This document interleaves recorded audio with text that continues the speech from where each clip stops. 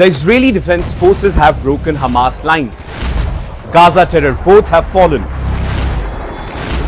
The walls of Palestine have been breached. And for Israel's victory, 5 major corridors had to be taken. This is the story of how the Israeli Defense Forces broke Hamas's hold over Gaza. In fact, this can be understood through the seizure and control of a network of vital corridors, each acting as a strategic lifeline that once sustained and empowered Hamas's complex war machine. In fact, these corridors include Rafah, Philadelphi, Netzarim, Morag and Magen Oz. These are more than just lines on the map. For Hamas, they are oxygen lines, arteries through which flowed weapons, fighters, intelligence and essential supplies. And for Israel, their capture was paramount to systematically isolate, starve and segment Hamas's operational capabilities across the Gaza Strip.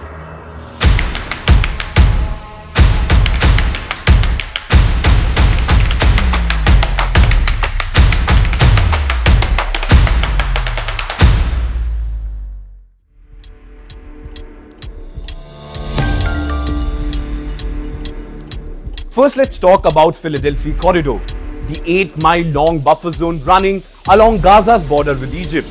For 17 years, it was Hamas's main route to smuggle advanced weapon, ammunition, and also funds using elaborate network of very tunnels. In fact, some of these tunnels were reportedly large enough to accommodate vehicles and allowed Hamas to not only transfer military materials, but also key personnel, allowing the group to be mobilized enough to resist much larger and better equipped Israeli force.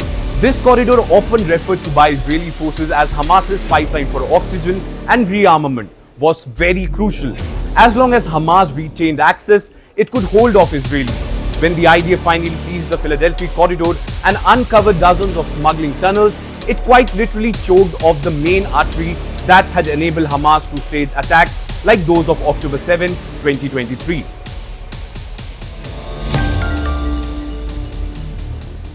Remember the Instagram stories? Adjacent to Philadelphia sits Rafah, a densely populated border city and location of Gaza's only crossing to Egypt, not under Israeli control until May 2024. Its fate became the fulcrum of the war, just not because Hamas leaders were believed to be hiding beneath its surface, but its tunnel networks made it the single most vital entry point for Hamas's external arms and smuggling economy.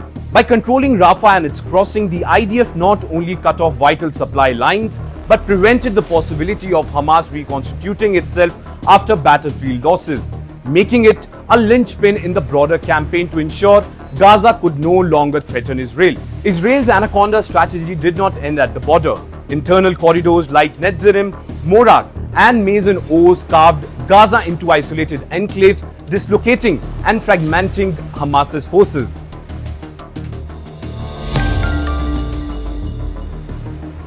With that, let's talk about Netzarim Corridor.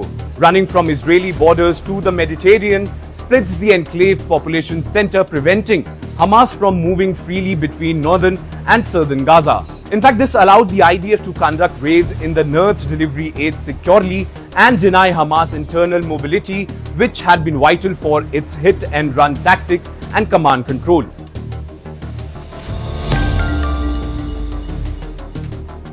Then come the Morat Corridor, established in April 2025, added further pressure by partitioning Rafah from the adjacent areas of Khan Yunis, preventing fighters and resources from shifting between them. In fact, its construction, publicly described as the second Philadelphia, was deliberately synchronized with hostage negotiation efforts. By seizing Morag, Israel gained locational leverage over Hamas. For Hamas, the corridor's loss meant the narrowing of operational depth and the inability to launch attacks unpending and dialysis of its command structure.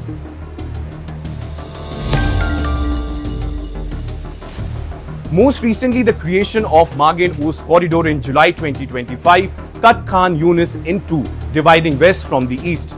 The physical bisect enabled the IDF to better engage and dismantle the Khan Yunis brigade and destroy hidden infrastructure while creating humanitarian buffer zones. This pushed Hamas further into smaller, more isolated pockets. For the IDF, these corridors collectively deprive Hamas of its supplies by sealing off smuggling, isolating brigades, restricting logistics, and most important, undermining both civilian and military command structures. Each corridor served rouse Hamas as staked its survival on. In fact, to sum up, the control and construction of these corridors by the IDF was not just a matter of tactical maneuver, but of grand strategy. Transform the terrain of Gaza into segments where Hamas could no longer breathe. Each corridor tightened the siege limits and movement and ultimately unraveled the systems Hamas depended on. The cutting of these oxygen lines made victory more than a battle of territory. It was a battle for the very means of survival for Hamas.